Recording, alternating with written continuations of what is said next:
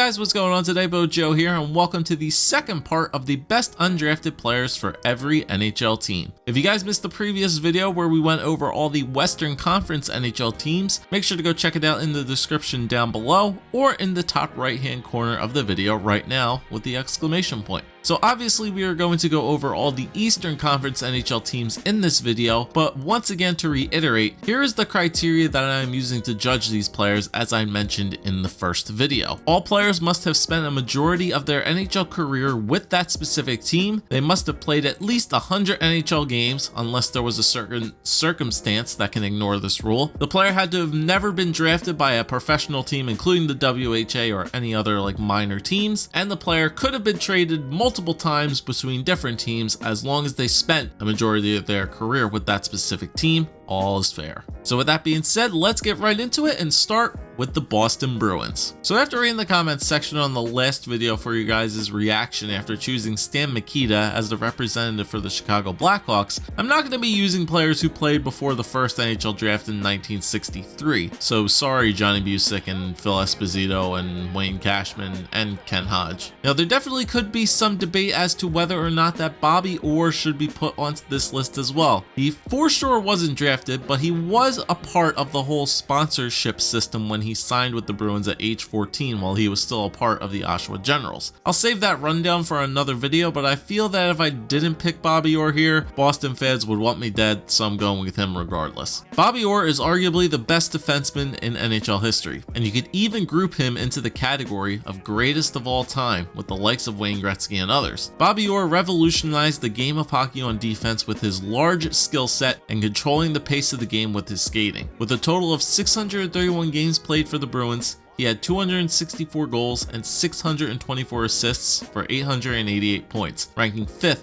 on the Bruins all-time list. He won the Norris Trophy 8 times in his career, which is still an NHL record to this day, the Art Ross twice, the Hart 3 times, the Calder in his rookie season, and the Stanley Cup twice, along with 2 Conn Smythe trophies, and displaying one of the most iconic moments in all of hockey history, the goal from Game 4 of the 1970 Stanley Cup Finals. While Orr's playing career was cut short due to the severity of his knee injuries, he accomplished more than anyone could have ever imagined and made the game look both fun and a spectacle whenever he touched the puck. Also, if you don't think that Bobby Orr should have counted, then here's a sick goal by Torrey Krug, who was also undrafted, or this goal by Adam Oates, who was also undrafted. Boston had too many good ones to choose from, I'm sorry. For the Buffalo Sabres, Rene Robert. Now Robert is going to get sort of a Vegas Golden Knights treatment. He was undrafted into the NHL by his original team, however, he was claimed by both Pittsburgh and Buffalo during the 1971 Intra-League Draft, which was the forerunner to the waiver draft where NHL teams could protect their best players and could select from the rest. Robert did make his name though with the Sabres by becoming over a point per game player with over 500 points in 524 games, including his all-star selection season of 74-75 where he scored 40 goals and had 100 points. Robert was a part of the so-called French Connection line in Buffalo, which also included Gilbert Perreault at center and Rick Barton on his opposite wing. This line helped the Sabres reach their first Stanley Cup Finals in 1975, where they unfortunately fell short to the Broad Street Bullies. One of his famous moments in Buffalo Sabres and NHL history is when Robert scored the fog goal during this series in Game 3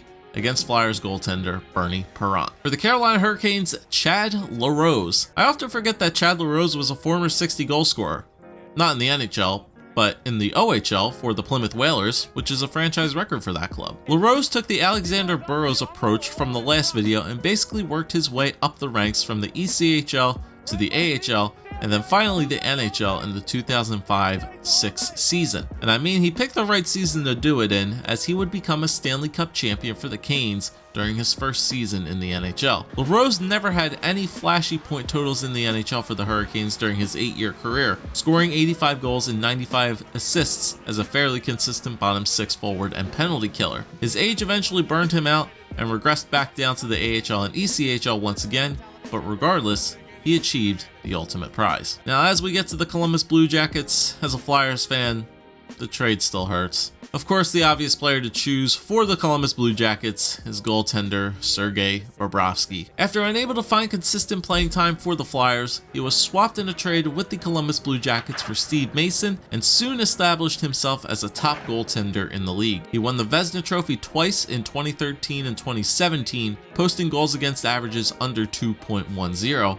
and save percentages of .931 and .932. Other than his down year in 2015-16 and his first year in Columbus, Bobrovsky has been able to achieve 30 or more wins, with the past 3 having 35 or more wins. And although it could likely be that Bobrovsky does not return to the Blue Jackets next season, a Stanley Cup victory could definitely change that mindset. I went with a tenured player for the Detroit Red Wings in Nick Levitt. Levitt played 12 seasons for the Red Wings starting in 1967 and played 861 games with 217 goals and 467 total points. Unfortunately for Levitt, this Red Wings team wasn't the most skilled during this period as they only made the playoffs twice. He did have 6 total 20-goal seasons while playing mostly on a line with Marcel Dion and Bill Collins. Levitt was a very speedy player and used this to his advantage on both sides of the puck and is regarded as one of the best two-way players who ever played for the Detroit Red Wings. He also was not afraid to show his grit during these early hockey years. Florida's list of players whom were undrafted was rough. Like, really rough. So, I'm going with Jesse Belanger. Belanger was selected in the 1993 expansion draft, the season after he won a Stanley Cup with the Montreal Canadiens, by Florida, and only played 3 total seasons with the club, where he did have 117 points in 180 games with 4 straight 15-plus goal seasons, the only of his career. He failed to crack lineups and top pairs on every one of his NHL teams except for Florida, so there definitely was something there for Belanger, but Florida screwed up again as per usual. Montreal is another team that has a plethora of too many good players to choose from. The top 3 for me would be between Jacques Lemaire, Guy Lapointe, and Yvon Cournoyer. I really couldn't make a decision, so I made Twitter do it for me, and the Roadrunner came away victorious. With his size playing a factor in his play early in his career, Cournoyer was unfortunately a defensive liability for the Habs and didn't get as much playing time as desired except for his use on the power play. Using his speed as an advantage to his play style, he soon began to flourish in the NHL by putting up multiple 40-goal seasons. He soon became a part of that Montreal Canadiens dynasty team as he would go on to win 10 Stanley Cup championships with the Habs and finished his 16-year hockey career with 863 points in 968 games with over 400 goals and assists. He adapted leadership qualities while taught in his youth by other Habs players, which helped him to become a great future captain and lead the Canadiens through many of those difficult seasons. Back problems got the better of him eventually, but from word of mouth of other NHLers around the league, Yvon's speed and determination with the puck was unmatched. Now you see him, now you don't. The Devils are another team with some very respected undrafted players. You have the current captain for the Devils and 13-year veteran of the NHL, Andy Green, but his track record of awards and point totals aren't that impressive as the other two, Brian Rafalski and John Madden. Both players were crucial parts to the 2000 and 2003 Cup-winning Devils teams, as well as winning another additional Stanley Cup with another team, Rafalski with Detroit and Madden with Chicago. However, I'm going to give the edge to John Madden for this video because the following year after the Devils Cup win in 2000, he went on to win the Selke Trophy by putting up 38 points with 23 goals. In his 10 years with the Devils, Madden played over 700 games with 140 goals and 157 assists and a plus 35. John Madden was an amazing penalty killer for the Devils and brought an offensive style of defense to a Devils team in the 2000s that was all about the trap. Madden's story of growing up in a terrible neighborhood, being undrafted, and then becoming signed only because his play caught the attention of then GM Lou Lamoriello while he was scouting a different player is definitely a heartwarming story. Unlike some previous teams, I basically had to choose from 2 players for the Islanders. The player who I didn't go with was Jean Potvin. Yes, the brother of the much better Denis Potvin, who played 8 seasons for the club and had a 72-point season in 1975-76, but unfortunately wasn't with the team long enough to enjoy that Islanders dynasty. The player I went with was Jason Blake. While Blake won the Masterton Trophy in the 2007-2008 season for the Toronto Maple Leafs, he spent the previous 6 seasons with the Islanders. He struggled in his first 2 years, only putting up 30 total points, but then broke out in the NHL with 3 out of 4 seasons over 50 points. including a 40-goal season in 06-07 at age 33 nonetheless. For only being 5'10", Blake was very strong defensively, but is still best known for developing his sniping game at a late age with both the Islanders and Maple Leafs. While Matt Zuccarello is a fan favorite for the New York Rangers, the best undrafted player in the Rangers franchise history actually belongs to one of their most underrated players, Walter Tkachuk. He was undrafted for almost 5 years and then finally got his contract with the Rangers and became the first German-born player in NHL history. In his 14 years in the NHL, all with the Rangers, Tkachuk developed into a great defensive center, especially with the help of his line mates Bill Fairbairn,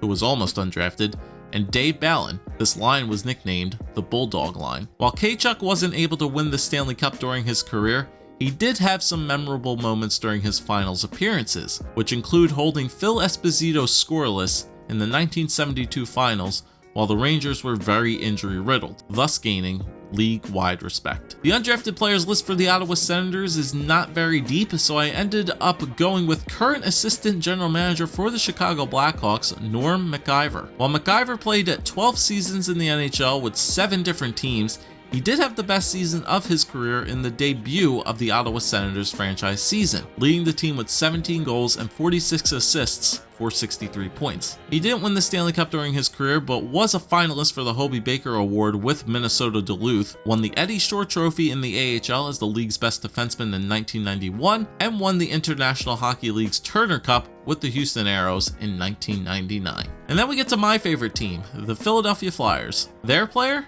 Tim Kerr. Tim Kerr joined the Flyers in the 1980-81 season initially as a grinder type of player, but it wasn't long before he soon blossomed into one of the best snipers who has ever played for the Flyers. He played 11 seasons for the Flyers with 363 goals and 650 total points, which include 4 straight 50-plus goal seasons, which is still a franchise record for the Flyers. He also still holds the NHL record for most power play goals in a single season with 34 during 1985-1986. While he put up impressive numbers during his career with Philly, his entire hockey career was cut extremely short after being riddled with injuries during the late 80s. Even though Kerr and the Flyers failed to capture a Stanley Cup during his time, without him, the series against arguably the greatest offensive Oilers team of all time during the 1987 finals would have never went to a Game 7 without Kerr's contributions. The Penguins were another team with some interesting names on their list, including guys like Jean Provenost and Ron Schuck. However,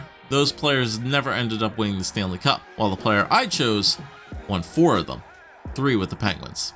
Chris Kunitz. Kunitz didn't have mind-blowing numbers while playing for the Penguins, but he consistently put up roughly 40 to 60 points in his 9 seasons with the Penguins, thanks in part to playing beside Sidney Crosby and Evgeny Malkin for most of his career. Kunitz is still currently the only active player in the NHL to have won the Stanley Cup 4 times, and he has also played over 1,000 games, currently at age 39, and is the oldest player in NHL history to score a series-winning goal in Game 7 versus Ottawa that all Senators fans want to erase from their memory completely. It is very rare that you'll find an undrafted player like Kunitz who has had so much success in his career. Sometimes you don't have to be a flashy player, you just need to be put in the right environment, right next to Sidney Crosby. For the Tampa Bay Lightning, no doubt it had to be Martin St. Louis. St. Louis broke the stigmatism that undersized and short players wouldn't be able to find success during his time in the NHL. Safe to say he proved all the haters dead wrong. St. Louis spent 13 out of his 17 years in the NHL with the Lightning, amassing 365 goals, 588 assists, for 953 points. Those totals were good enough for St. Louis to earn a Hart Trophy, 3 Lady Bings,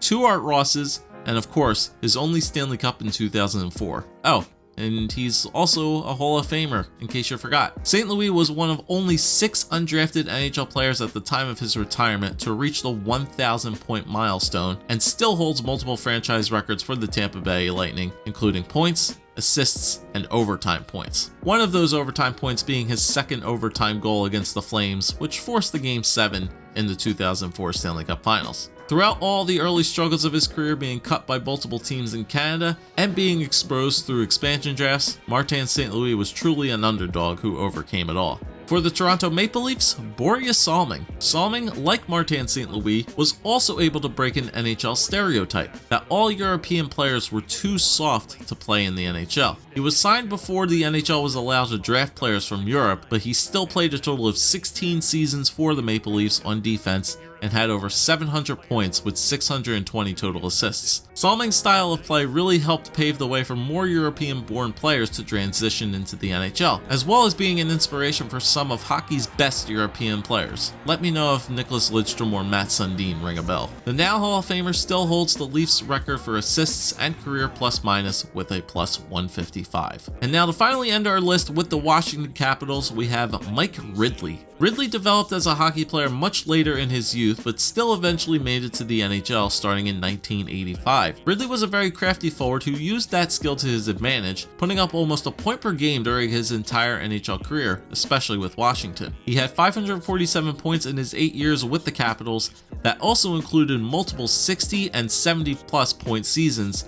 and one 40 plus goal season. Multiple back issues caused Ridley's production to drop, but he always remained to be a consistent point getter when the playoffs came around. I would have to say that the East was much harder than the West to choose from, especially considering a lot of these original teams have certain scenarios and footnotes or asterisks attached to most of these guys. All these choices were my personal opinions. You guys can let me know what your choices would have been. I may do another video in the future where I briefly go over some of the defunct teams like the North Stars, the Nordiques, the Whalers, etc. So keep an eye out for that in the future. Thanks for watching, guys. Check out my other videos and I'll see you guys next time.